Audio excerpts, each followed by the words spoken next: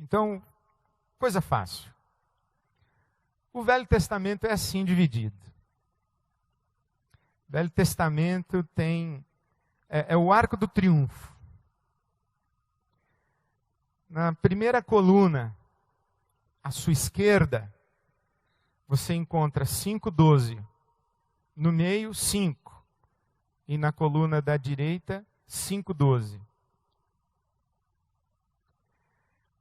Você vai memorizar isso fácil. Aí estão todos os livros do Velho Testamento, da Bíblia chamada protestante, né? Nós já estudamos isso no outro encontro.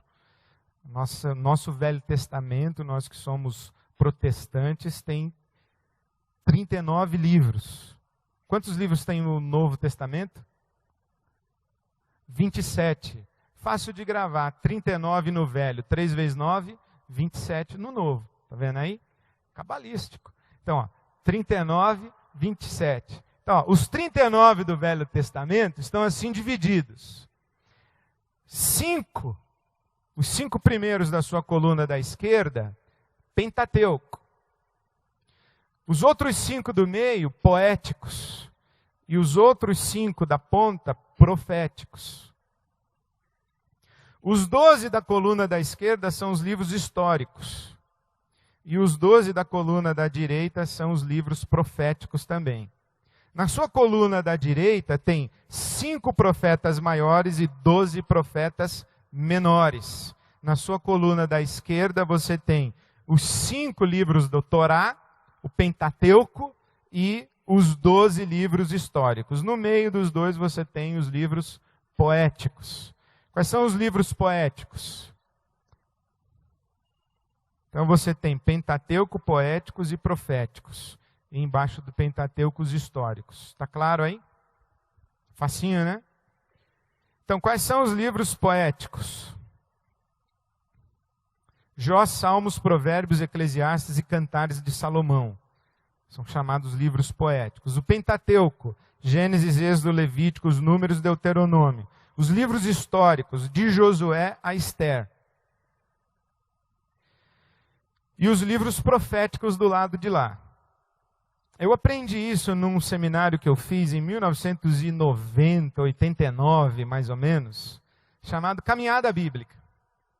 O autor deste seminário, o camarada que bolou essa maneira de ensinar a Bíblia, chama-se Bruce Wilkinson.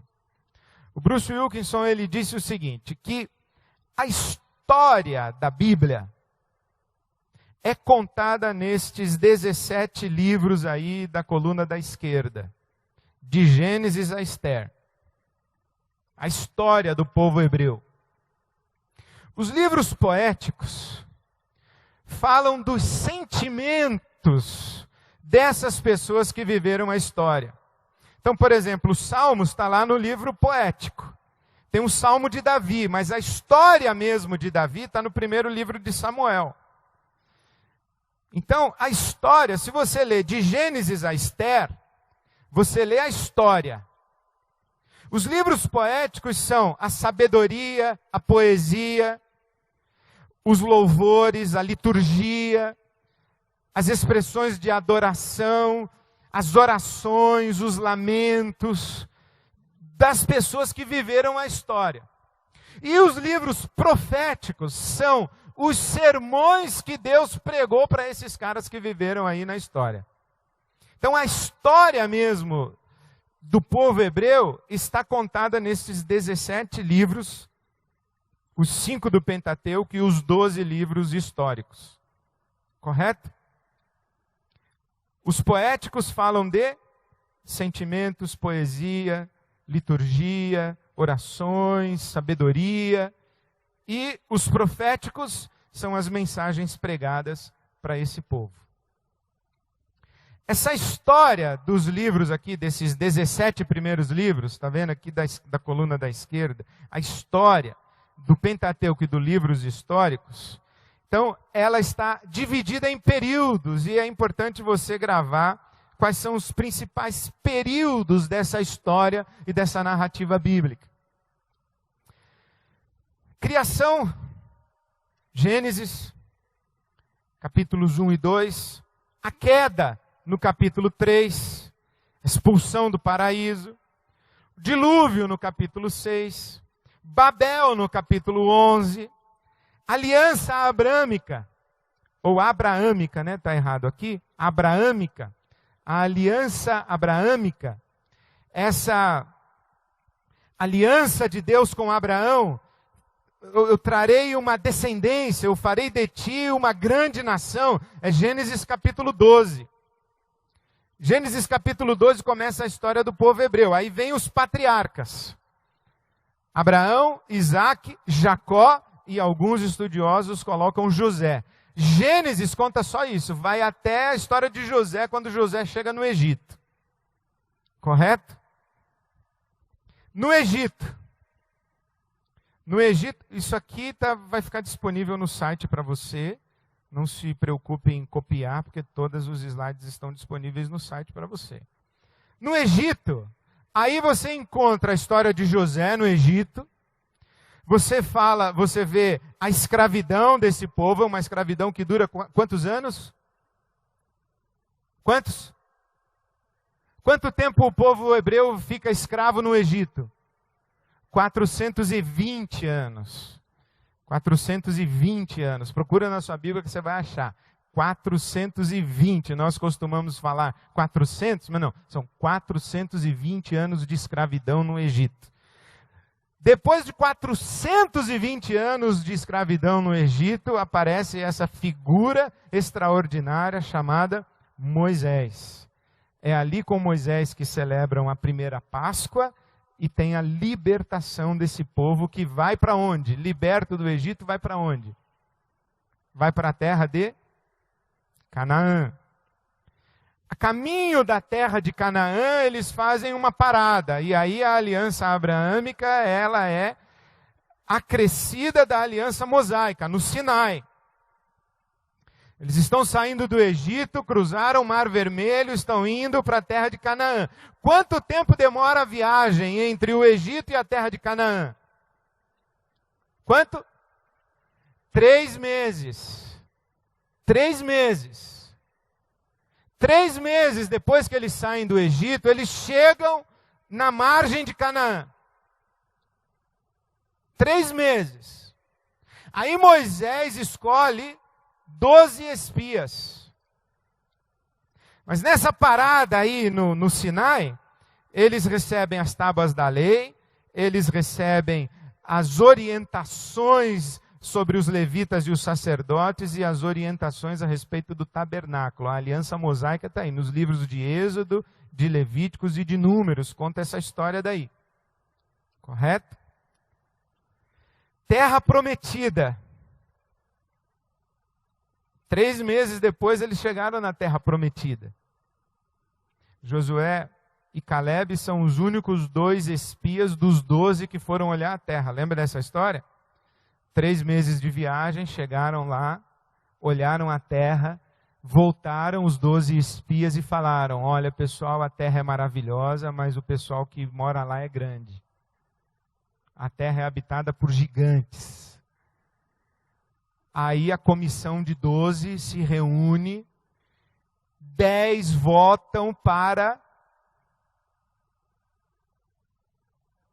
não entrar. Nós vamos apanhar desse pessoal, a terra está ocupada. E Josué e Caleb dizem: não, Deus vai nos dar essa terra, Ele prometeu que daria, Ele vai dar essa terra para nós. Só que Josué e Caleb são vencidos. Então o que é que Deus faz? Pega essa geração que saiu do Egito, anda com ela no deserto durante 40 anos, aí morre todo mundo, menos Josué e Caleb. Morre todo mundo, aí tem uma outra geração. Então, primeira viagem, 3 meses. A segunda viagem, 40 anos. A segunda geração, então, para na porta de Canaã. Mas antes de parar na porta de Canaã novamente, Deus renova com a segunda geração a lei. Por isso que você vai ler na sua Bíblia, você tem os 10 mandamentos em Êxodo 20, e você tem os 10 mandamentos em Deuteronômio 5. O que é Deuteronômio? A nova lei. Deutero, nomos. A nova lei, mas não é nova no sentido de outra, é a repetição da lei. Êxodo 20 é a lei para a primeira geração. Essa que morreu no deserto aí nos 40 anos. A nova geração para de novo e aí tem Deuteronômio 5, a repetição da lei. Moisés reúne o povo e fala, pessoal, é o seguinte, primeira geração morreu porque não quis entrar, agora é a nossa vez, vamos decidir se a gente vai entrar ou não vai entrar. E antes de vocês decidirem, deixa eu rememorar para vocês aqui o projeto de nação que Deus quer colocar nessa terra. Então ele dá Deuteronômio, repete toda a lei para a segunda geração. Aí eles entram na terra. Deuteronômio, conquista da terra prometida, e eles na terra prometida dividem a terra entre as 12 tribos, então dividiram a terra em quantas partes?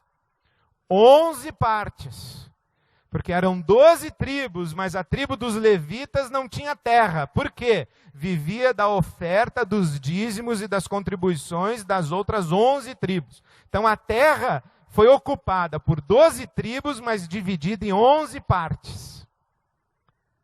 E nesse período, Israel, ou o povo que está se estabelecendo ali, essa nação, tem um governo. Como que Israel é governado? Pelos juízes.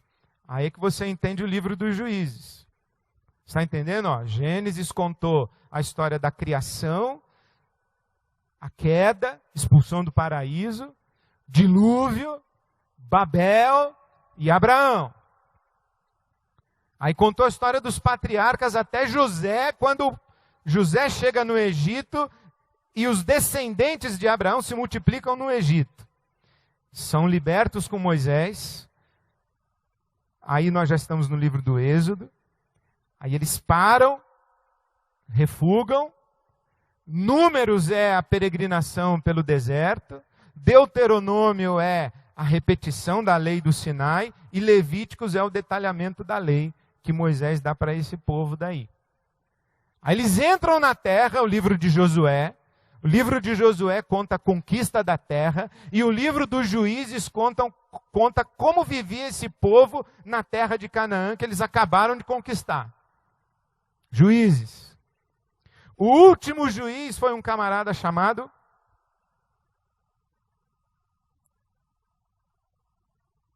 Samuel. Samuel é o último dos juízes. E é Samuel que recebe uma comitiva lá do povo que diz assim, Samuel, é o seguinte, nós observamos que todas as nações em volta têm um rei, nós queremos um rei também. Samuel então vai falar com Deus e diz assim, Deus, os caras querem um rei. E Samuel fica muito triste porque ele se sente rejeitado como governante. Ele se sente rejeitado como governante. E Deus diz para ele, olha, o povo não está te rejeitando a ti como governante, mas a mim como Deus. Depois desse período dos juízes, aliás, o nome de alguns juízes aí, alguém pode lembrar? Débora, Sansão, Gideão, Jefté, e por aí vai. A gente vai estudar os juízes depois, detalhadamente, cada período desse da história. Uma vez que o povo pede um rei, Israel entra num período chamado de Reino Unido. Eles vivem mais ou menos 400 anos na terra de Canaã sem um rei. Eles vivem lá no período dos juízes mais ou menos uns 400 anos. Aí eles pedem um rei, aí entra o período do Reino Unido. As 12 tribos, então, obedecem a um único rei. O primeiro rei é Saul, o segundo rei é Davi, e o terceiro rei é Salomão. 40 anos de reinado para cada um deles. 40 anos para Saul, 40 para Davi, 40 para Salomão. Reino Unido. Israel é um povo só, um território só, um estado só, um rei só. Quando acontece isso, de Salomão morrer, o filho dele, Roboão, herda o trono. E aí a Bíblia vai contar que Roboão vai se aconselhar com os amigos dele da faculdade e diz o seguinte, o meu pai foi linha dura. Ele arrecadou muito imposto. Também para construir o templo que ele construiu, teve que arrecadar muito imposto. Então o Salomão castigou o povo com o imposto. E o Roboão vai perguntar para os amigos dele. Tinha acabado de chegar de Harvard, fez um curso lá sobre governo. E ele conversa com o pessoal de Harvard. Fala, escuta, o que eu faço? Os ministros do tempo do pai dele, o Salomão, dizem, pega leve, o povo está extenuado, o povo está espoliado. Pega leve com esse povo. O Roboão diz o seguinte, pega leve coisa nenhuma, senão esse povo não vai me respeitar. Eu vou multiplicar a dor desse povo e eu vou ser ainda mais pesado que o meu pai. A coxa do meu pai será o meu dedo mindinho. Essa é a fala de Roboão. Aí surge um cara no reino chamado Jeroboão e lidera uma rebelião, uma revolta, e o reino se divide. O reino se divide. O reino do norte, 10 tribos seguem Jeroboão e apenas 2 tribos ficam com Roboão. Reino do norte vai se chamar Israel, reino do sul vai se chamar Judá. Capital do reino do norte, Samaria. Capital do reino do sul, Jerusalém. Então é reino dividido, aí entra num período de 400 anos. É nesse tempo do reino aí dividido que surgem os profetas. Os profetas começam a pregar para esse tempo aí, porque olha, o reino do norte teve uma sucessão de reis. Quantos foram? 19. O reino do sul teve uma sucessão de reis. Quantos foram? 20. O reino do norte teve... o reino do sul, dos 20, teve 8 reis que foram fiéis a Deus. Josias, Ezequias, 8 de 20. No reino do norte, de 19, quantos? 0. Nenhum fiel a Deus.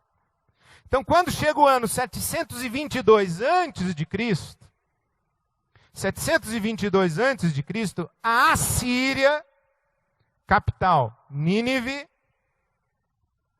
invade o reino do norte e manda todo mundo embora e toma posse do território. Aí os profetas vão para o reino do sul e começam a dizer, ó, vocês viram o que aconteceu no reino do norte. Os caras não foram fiéis, Deus deu um espalha-brasa lá, voou pena para tudo que foi lado.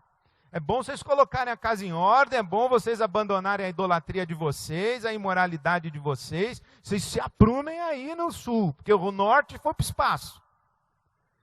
A Assíria chegou e ocupou o território, deu um espalha-brasa. Depois da Assíria, no ano 587, a Babilônia invade o reino do sul, destrói o templo de Salomão, toma Jerusalém e pega a nata desse povo lá do reino do sul. Aliás, as 2 tribos do sul que ficaram fiéis foram Judá e Benjamim. Porque Jesus é o leão da tribo de Judá. Paulo, apóstolo, quando se apresenta aos filipenses, ele diz que é da tribo de Benjamim. Israel tinha na tribo de Benjamim a sua tribo mais guerreira. Israel formava-se para a guerra numa estrutura militar, uma estratégia militar assim de um triângulo, como se fosse a ponta de uma lança. O exército de Israel lutava contra os seus inimigos. E a primeira tribo que fazia a ponta do exército de Israel era a tribo de Benjamim. Eram os maiores guerreiros de Israel. E o grito de guerra de Israel era: atrás de Benjamim, ó Israel. Então Paulo era da tribo de Benjamim. Então as 2 tribos do sul, Judá e Benjamim. Quando é o ano 587, a Babilônia invade. Já não é mais o Império Assírio quem está no comando, no poder. Não é mais a Assíria, grande potência mundial. A Babilônia invade.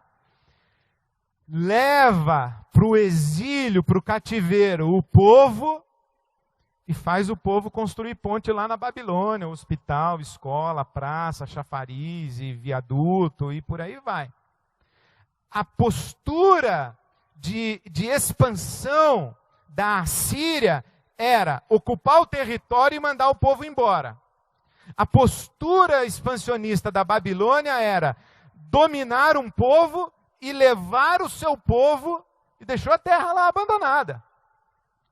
Porque foi lá e pegou todo mundo de Israel que pôde, das duas tribos do sul, e levou para a Babilônia, para trabalhar lá na Babilônia. Só que esse aí é o período do cativeiro babilônico. Dura quanto tempo? 70 anos na Babilônia. Cativeiro na Babilônia, 70 anos. Depois da Babilônia, então, primeiro império assírio. Ocupa a terra e manda todo mundo embora. Segundo império babilônico. Pega o povo da terra, deixa a terra lá e leva o povo para trabalhar na Babilônia. Depois da Babilônia vem o Império Persa. Vem o Império Persa. Qual é a política do Império da Pérsia?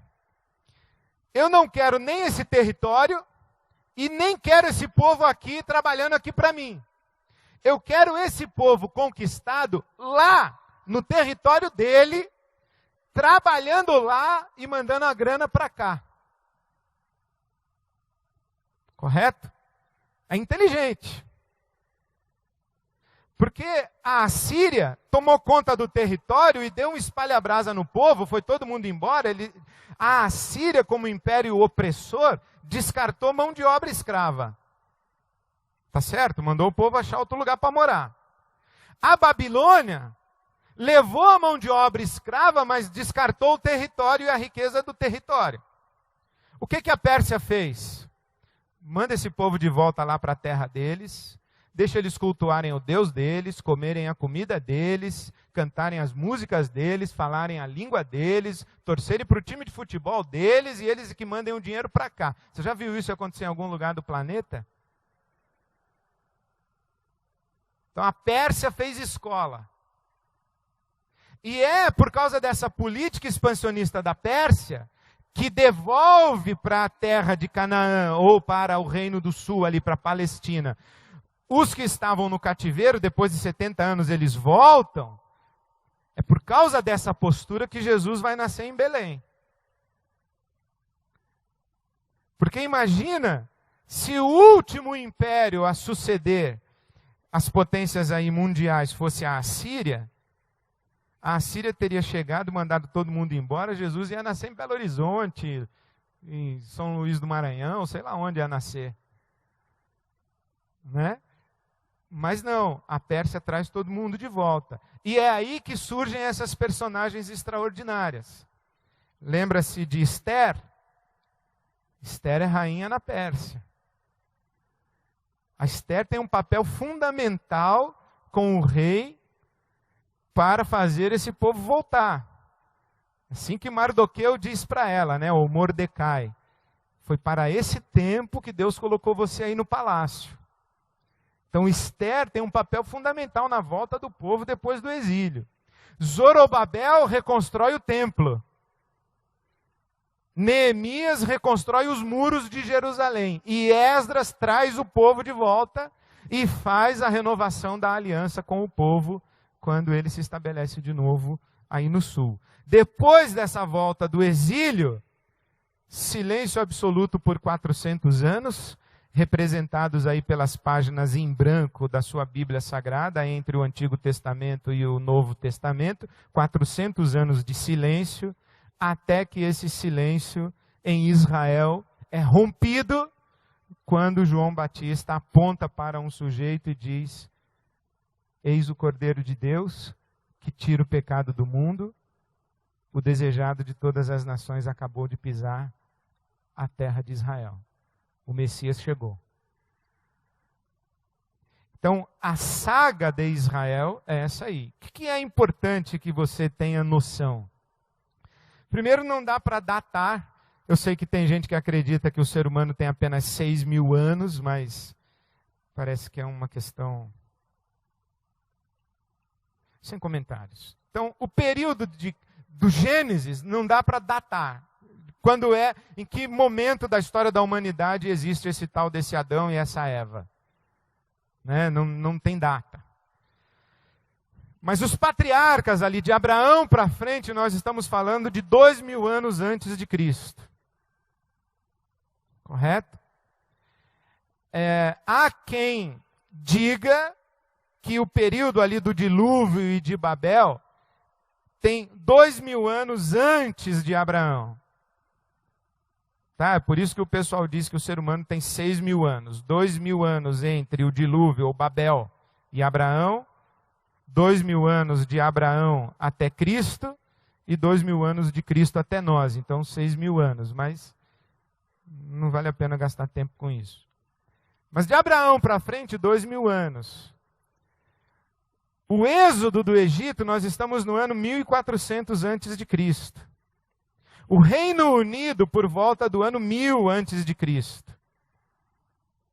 Por isso é que os profetas, eles começam a aparecer no ano 800 antes de Cristo. Os profetas, inclusive, estão divididos entre profetas pré-exílicos, exílicos e pós-exílicos. Os profetas que falaram, olha, Deus vai castigar se vocês não colocarem a casa em ordem. Os profetas que profetizam no exílio, como por exemplo Daniel, é um profeta exílico. Quando Daniel prega, ele já está na Babilônia. Lembra que ele está na Babilônia? Ele é jogado na cova dos leões porque ele se recusa a adorar o Nabucodonosor. Então Daniel é um profeta exílico. Tá? Isaías, por outro lado, é um profeta pré-exílico. E os outros profetas são pós-exílicos, alguns outros. Então os profetas começam a aparecer no ano 800 a.C. Platão aparece no ano 500 a.C. Isaías é mais antigo que Platão. Então a cultura grega começa a aparecer aí bem depois, mas aí nós temos no 587 a Babilônia, depois no ano 500 ou aí a volta do cativeiro, e o povo se estabelece, é o período da reconstrução do templo em Jerusalém, a reconstrução dos muros de Jerusalém e os 400 anos de silêncio até Jesus Cristo. Essa é a referência. Então, se você lembrar esses períodos, esses blocos, né? Você está lendo a Bíblia, você está lendo o livro de Números. Números está onde aí? Números está antes ou depois do Êxodo, na história de Israel? Depois do Êxodo. Números está contando a história de quem? Está contando a história daqueles caras que ficaram 40 anos lá circulando pelo deserto. Tá bom? Se você está aí, por exemplo, no livro dos reis, você está no período do reino dividido. Se você está lendo o livro de Samuel, a história de Davi, Saul, Salomão, você está no período do Reino Unido. Está vendo? Você está lendo Josué, você está lendo a conquista da terra. Então, acho que os blocos de tempo são os patriarcas, José no Egito, libertação com Moisés, 40 anos de deserto, juízes, Reino Unido, reino dividido, exílio, volta do exílio, silêncio até chegar Jesus. Então, essa aqui, eu acredito, é a moldura da narrativa bíblica. Eu volto para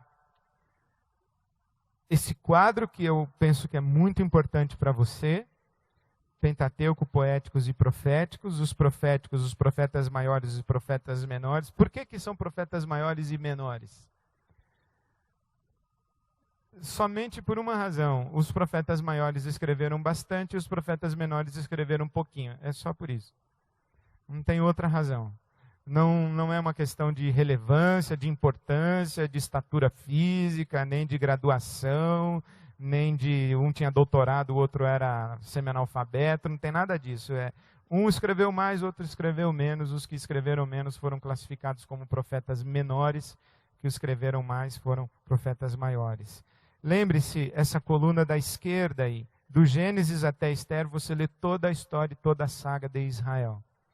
É muito interessante que primeiro e segundo livro de Samuel, o primeiro e segundo livro de Samuel, Reino Unido. Primeiro e segundo livro dos Reis, Reino dividido. E o livro das crônicas são as notícias do jornal, ou os editoriais desses períodos todos aí. Se você pegar as crônicas, você está repetindo as histórias contadas em Samuel e Reis. Aliás, só a título de curiosidade, vamos abrir a Bíblia em 1 Reis. Não existe 1 Reis. É primeiro livro dos reis. É masculino. Primeiro livro dos reis. Tá certo? Vamos abrir a Bíblia em 1 Timóteo. É primeira carta a Timóteo. Então é primeira a Timóteo. Primeiro de Samuel. Primeira aos Tessalonicenses. Pegou? Só fechou parênteses. Então, é importante você saber essa estrutura aqui do Velho Testamento e é importante você ter uma compreensão de quais são os grandes blocos de tempo em que essa história aí está sendo contada. E eu insisto que enquanto nós estivermos olhando essa história, ao longo dos nossos próximos encontros, nós estaremos em busca de identificar esse Deus que vai se revelando e se apresentando como o único Deus. Quem é esse Deus? Qual a identidade dele, qual o caráter dele? Ele como único que se revela a partir de um povo, mas que tem ambições universais que são explicitadas nas últimas palavras de Jesus, quando antes de sua ascensão. Vocês serão cheios do Espírito Santo e serão minhas testemunhas tanto em Jerusalém, como em toda a Judéia e Samaria e até os confins da terra. Porque esse Deus que se apresenta e se revela a um povo a partir de Jerusalém, a partir de Sião, a partir da descendência de Abraão, esse Deus, ele é o único sobre todo o universo e até, no nosso caso, os confins da terra. A minha oração é que, ao longo desses encontros, nós sejamos capazes de conhecer melhor a história de Israel e conhecer melhor esse Deus e Pai de nosso Senhor Jesus Cristo. Amém.